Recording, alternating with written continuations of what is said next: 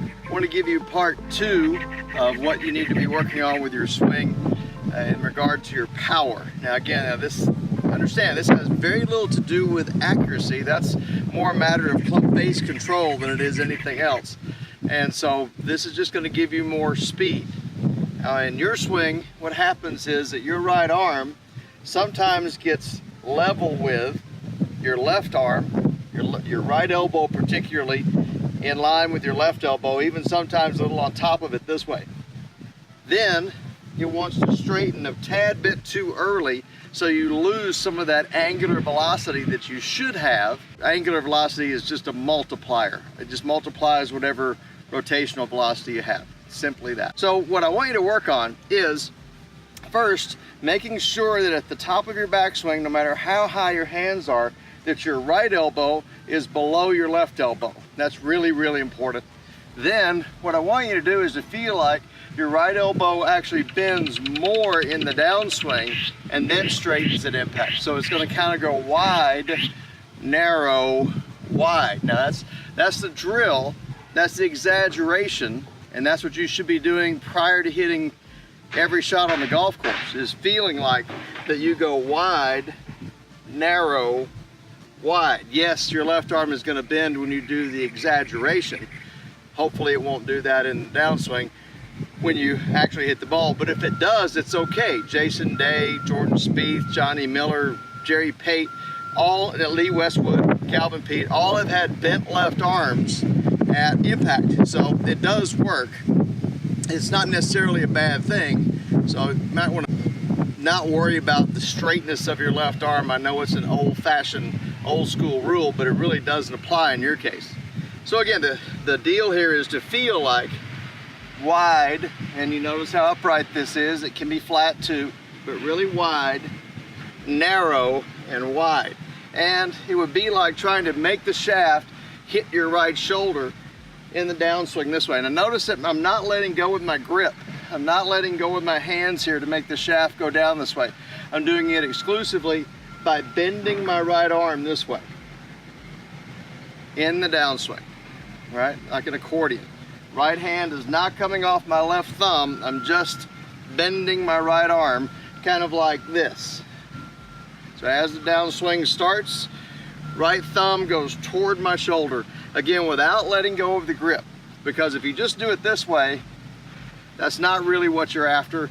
Re-grabbing the club on the way down is not a good thing. Very, very, very hard to time that correctly. So, once again, wide, narrow, wide, right elbow below the left, even more below the left, and then wide. Wide, narrow, wide. Wide, narrow, wide. You're going to find that the speed that you have with your feet, knees, hips, and trunk then is multiplied by this action. Instead of your right arm getting slightly above the left this way, and your right elbow being level or above the left, now you're going to find that it's always below. The last point of this is your arms are actually going to get a little closer together this way in the downswing as well. This will help stabilize your left wrist. So even with the strong right hand grip, your elbows can come closer together. What does that is a tightening of the upper part of your chest right here. That's what pulls your arms close to each other. And that's what you want to have, is this tightening of your elbows towards each other, this gap right here getting narrower. And from this view, it would look like this.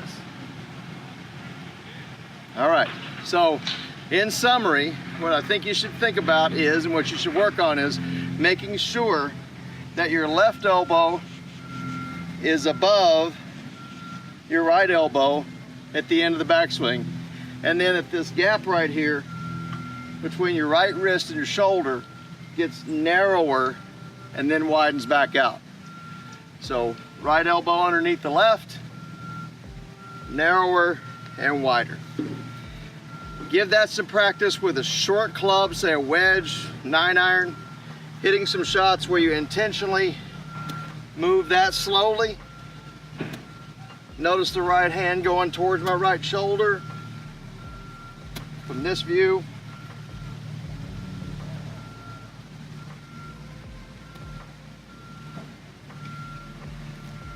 Then if you'll work on that for a few weeks, you're going to find that this starts to work its way into your full speed swing.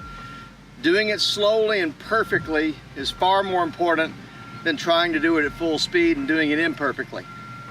If you don't do it just right, because this greatly messes with your timing, it's going to really give you some bad contact results. So learn to do it at a super slow rate of speed, hitting at 20, 30, 40, 50 yards, full length swing, but about a 30-yard shot, and you're going to find that that will work its way into your full speed swing much better and much faster than trying to go at full speed and not being able to do it. I hope this helps a lot.